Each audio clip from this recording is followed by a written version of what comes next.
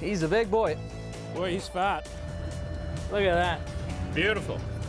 Lots of sheep and lots of goats, lots of donkeys and... This cow's name is Leah as well. Oh, I got hit. I'm hit. Oh, I got shot in the arm. It's smart. Is this safe? People, of course that's safe.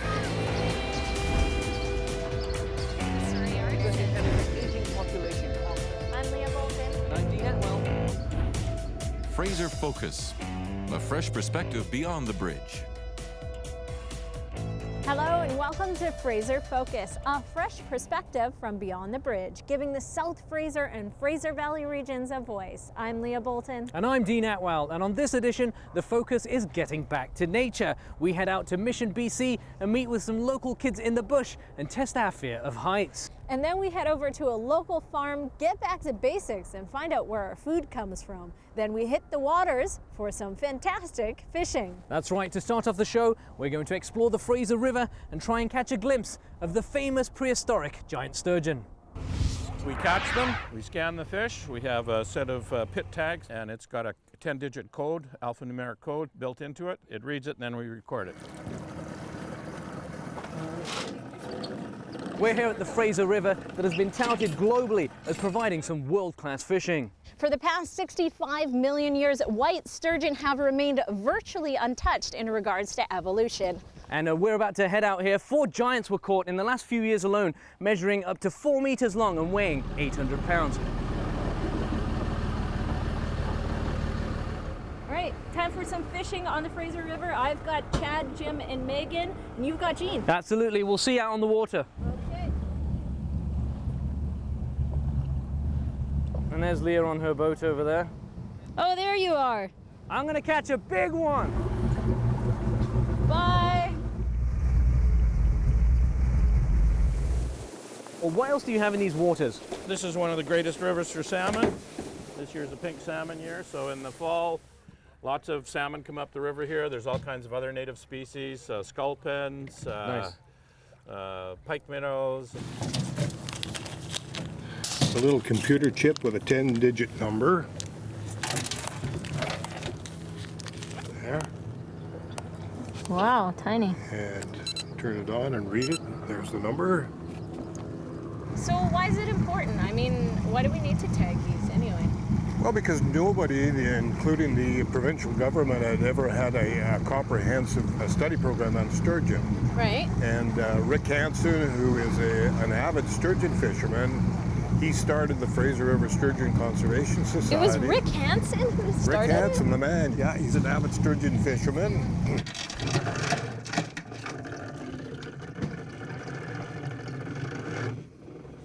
So that's the tag sheet that we use. Okay.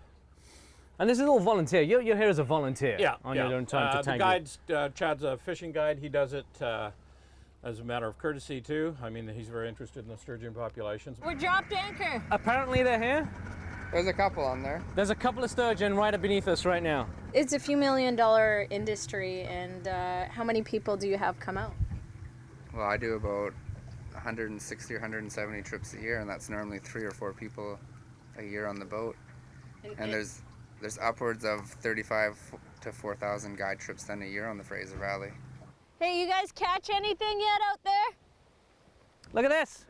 We already caught them and packaged them. Yeah, we got a couple of them already. These aren't from the Fraser River. These are from, I think these ones are from Alaska. Oh, these are immigrant. Yeah, you got to buy them from the sporting goods shops. They import them from other places because you can't take any out of the Fraser. The only people that can, they have very small openings for First Nation ceremonial. That's about it. And what kind of bait are we using here to catch sturgeon? Today we got 3 different kinds of baits. All right. This is lamprey eel. Oh, it looks tasty. Oh, very. Look at that. Yeah, I think in Game of Thrones, I think eel pie was a very tasty delight, but I'm not sure. You gotta love. Sounds very appetizing. Yeah, I Eel know. pie. So we're gonna use some of that. This is chum roe. Okay. No, yeah, that looks tasty. They'll be biting on that today. Lovely cast there. We got it. We got something here. I'm so excited. I'm forgetting to It's film. gonna jump. This one's gonna jump. It's a Looks jumper. like it might. Yeah, it's coming up. All Here right. it comes. There, it's gonna jump. Oh yes. Whoa! He's right close to the boat now. See, the line is down right at the back of the boat. Okay. So we'll probably get a look at the fish pretty quick. Crikey, all right, here we go. Let's get this. So just keep reeling her in. Keep reeling. Whoa. So how long could you be battling one of these things for? I don't know, half an hour, Half an hour. 20 minutes. Depends on how strong you are. Okay, so here we go. So this is a real feat of strength here. No, He's on something. Oh man, these are the faces of the people waiting.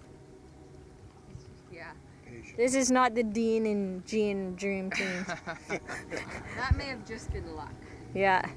Oh, look at that. Look at that. What are you thinking? Five? We can put that on the boat. Okay, so. Okay, so Yeah, come bring around her this in. side here. All Let's right. keep him to the back. Yeah. He's a big boy. Boy, he's fat. I don't know who's getting more tired, the fish or me. We gotta do the fish dance. We gotta get the fish coming out. All right, how do we do it again? Yeah, that's it. You got Fish dance. Hey, go girl, go. Is that a standard size, guys? We're not going to be able to get him in the boat. We'll measure him from the water. He's a big boy. And unfortunately, with a fish this size, we'd need to beach. Do a rough estimate. He's about 165, so he's about 5 feet 5. Okay, I'm gonna let him go. Okay, let's release. And He's gone.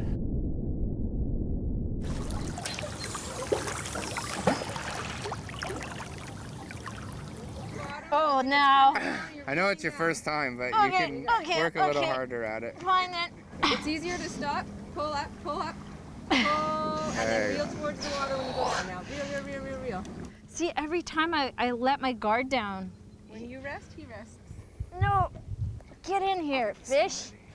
I think my hip is gonna have a big indent in it. Ah! Oh no! Oh my gosh! Wow! See, that's huge. To me, that's a huge one. I don't know, is it a huge one? So what do we got? So it's a white sturgeon. Okay. He has these sharp scoots down the side and back, and then some on the bottom part of him. Okay, so tagging. So this is the tagging. Okay. Just gonna check him for a tag. So this fish has a tag. Okay, give me the number. So 445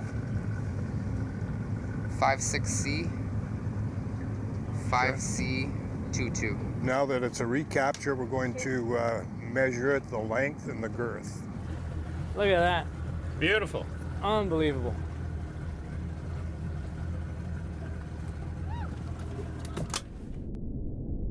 This population is one of the last truly wild populations of this species in the world. Our biggest concern is habitat loss for spawning and for rearing for juvenile fish. Because we caught the biggest fish, so we're done. Really? How big was yours? Well, you didn't have it in the boat. So Lies. I don't know. It could be an inaccurate. My arms do not stretch 5.5 feet, so. You know, Dean, that was the very first time I've ever gone fishing and actually caught a fish. The Fraser Valley is full of gems. Next up, though, we go from water to land and visit with an eco farm in Abbotsford. Oh yeah, I had a great time there, and there was even a cow named Leah. Up next. Do you know where milk comes from? Yeah, cows. Cows? And what about your other food?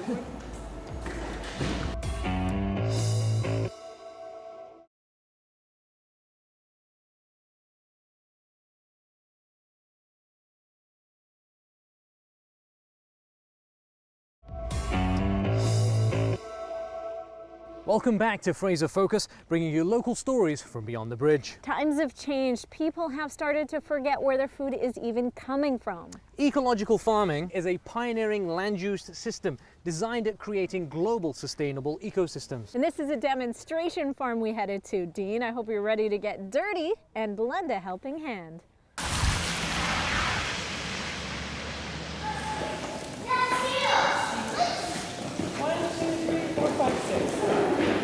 You are about 2 goats or 1 deer. Now I'll get on and let's see how much we're making. So the tour basically allows kids to come in and watch a video, so it kind of summarizes what's happening on the farm and uses a character, Vicky, who's our cow, our mascot, and she basically tells us what's happening throughout the day on the farm and how milk is being produced.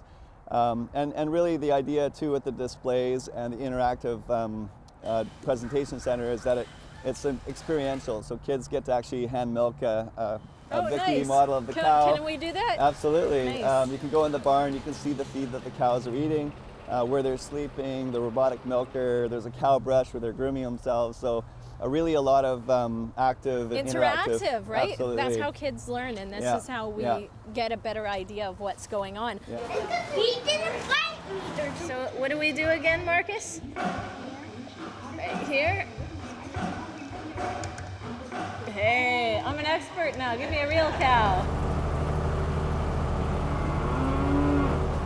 How many cows do you have in here?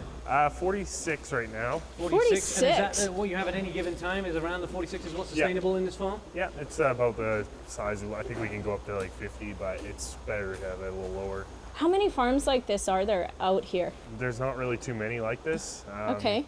Especially with our anaerobic digester, which runs off of our manure. It's got the natural or biogas generator. Oh, that cow hit you on purpose. Yeah, I know. It's okay. Tell me about you growing up. So my role was actually feeding the cows, so getting out to the bunker where the silage was and adding the grain and silage, putting it into a mixer wagon. So it was actually more manual work and driving equipment. All right, let's get these cows fed. So this is when I hold Dean's camera because he's busy doing the hard work. Well, somebody's got to shovel the feed.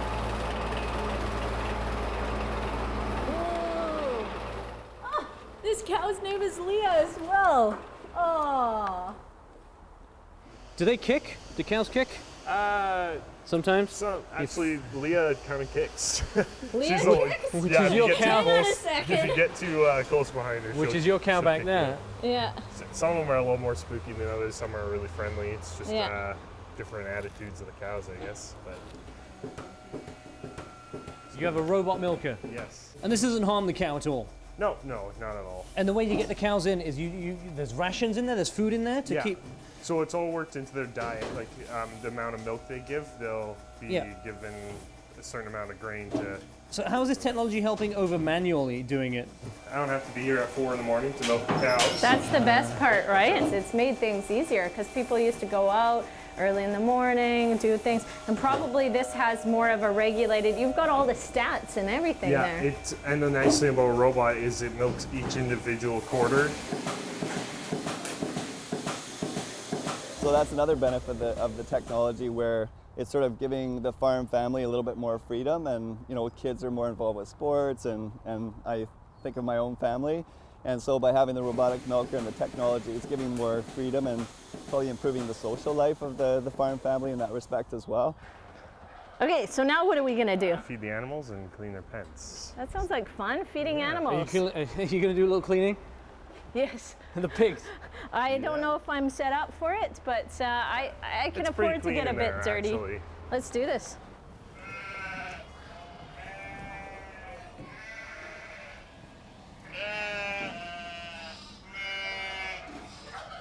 Okay, here's the camera. I'm gonna get to cleaning the pig pen. All right. Come on, Piggy, this way. Ah, I think they're scared of me. I'm too short. Good action. Here's the fruits of your labor. Oh. Here, piggies. Close up. Time to get friendly with My Little Pony. Oh, there is ponies in here. That one looks like a donkey. It is. Oh. Sure know my animals. What do you call me? Poop shoveler? Is there a politically correct name for this? Stall mucker, I think it's called. I don't really know. I think that's what it is. Stall mucker. What about this hay? Where's this coming from? This is our hay that we made from our fields, actually. So we've this past summer we made it. How come you get the good job, Dean? This is the best bit. Here you go, guys. So you feed the animals, Dean, and make the poop, and I shovel it out. Best use of trading places here ever. These are lambs? Sheep? Yeah, sheep and lambs. And they were born and raised here? They're born here and they're being raised here? They were actually born somewhere else. There's someone else's sheep. Dean, these guys are hungry too. We've got enough to feed the masses. These guys get salt for those ones. There you go. What do we have over here, guys? Pigs. Pigs? And what do we get from pigs? Poop. Poop, yes, poop. And And bacon, maybe? Bacon. That's when we get babies. That when they get Yeah, they gotta get fed when they're babies, right? Yeah. Reuse, reduce, recycle. That's what we do here. Did you guys learn that? Yeah. There's some more animals. And there's more animals. Bill informs us that a few decades ago, there used to be thousands of farms here, right here in North America. However, in the Fraser Valley alone, numbers have dwindled to approximately 500, making it all the more important to know where our food comes from. Next up, we move from food to faith. Staying on the Getting Back to Nature theme, we visit some kids at a local camp in Mission. Fraser Focus will be right back. Well, it's tougher than it looks, but if this is how you get to the top, while staying true to your faith. Give up.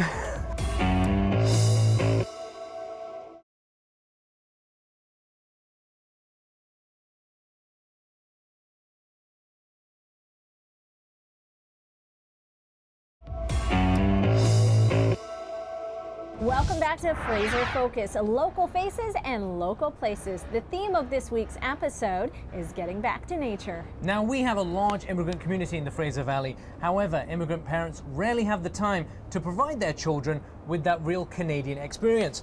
To accommodate, a local camp in Mission, BC is providing kids a taste of Canadian culture. And on this one, we test our fear of heights. So our main goal here is to allow the children to not only experience adventure and fun, but also to be in a spiritual environment where they're comfortable learning about their faith, but also being exposed to things that they normally wouldn't be exposed to. We're all going electronic free. And the reason we're doing that is because we want to build the kids' social skills. So no Wi-Fi? No Wi-Fi. We have Wi-Fi for emergency purposes. I really want to try this. Okay, so you guys swing. I'll give you some slack. Swing. It's a safety seat harness, and you're going to climb up the vertical playpen. Okay. And you're going to go play. So this is just one of the activities that you guys have going on. What other activities? So we also do zip lining. We've got a 300-foot zip line. We've got a rock wall. We do archery, kayaking. We do paintball. We hike to Cascade Creek. You can't get this anywhere else. How long has this place been around? We have been open since 2011. Okay. And we've been running camps since we bought the property. Okay, close your eyes. Okay? And you're gonna guess when your meter off the ground, okay? I love this game. Ready?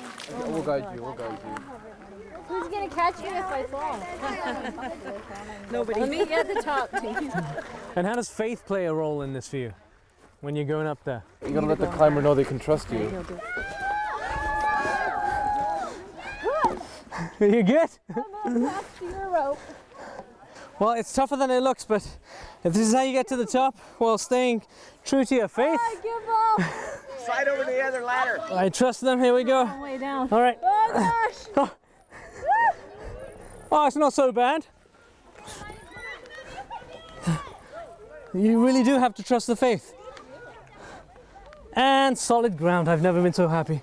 Woo! Well, keeping the faith to climb up there. Let's see how these kids do it. Because we got more energy.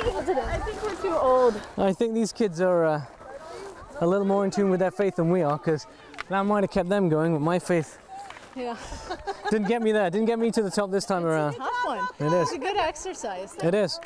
Right. Come here. Well, you know something? It's better that than falling on the ground. Who's next? So basically this whole camp, I find, is not only physically, it tires them out, it's also mentally, it builds a lot of strength as well as intelligence. They learn from each other, and we also have kids who come here and they are not of the same faith. They're of different religions as well. Multiple faiths, so you don't have to be Sikh to come here. You don't have to be Sikh. Okay. No, not at all. Okay. And you don't have to worry about what color you are as well. So this is conquering the height fears, or what? 100%.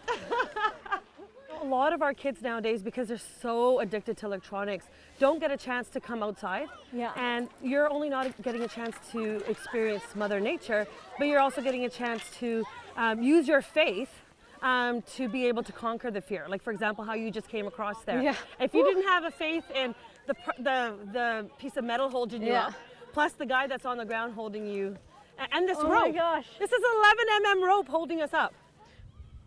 One of my best experiences was when I first went on the zip line. That was really awesome for me because I haven't been on many zip lines, so it was really scary, but I did it anyway because I believed in faith and everything.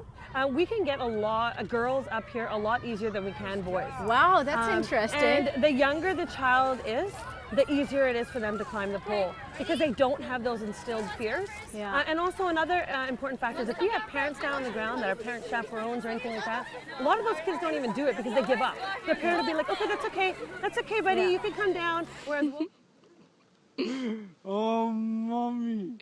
Yo, are you sure? Yeah.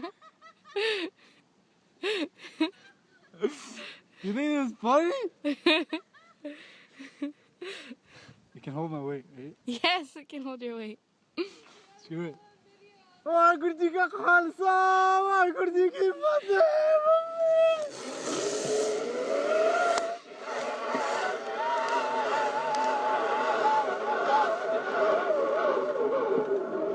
And my feet are successfully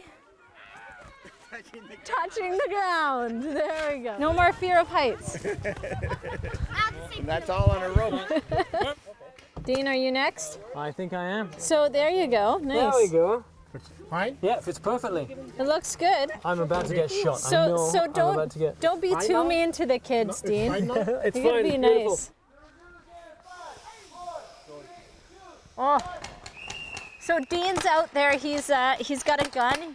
Hopefully he's getting shot there, but he's praying for his life right now.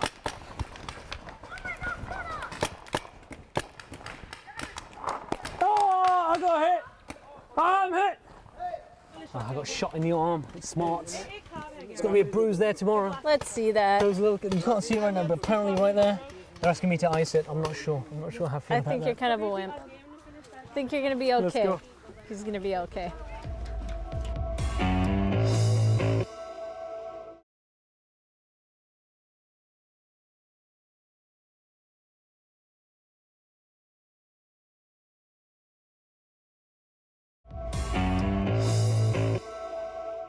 And that's it for our Getting Back to Nature theme on this episode of Fraser Focus. Local places and local faces, bringing you stories that are often overlooked by mainstream media. Don't forget, if you have a story to tell, send us an email. We'd love to hear from you. I'm Leah Bolton. And I'm Dean Atwell. We'll see you next time.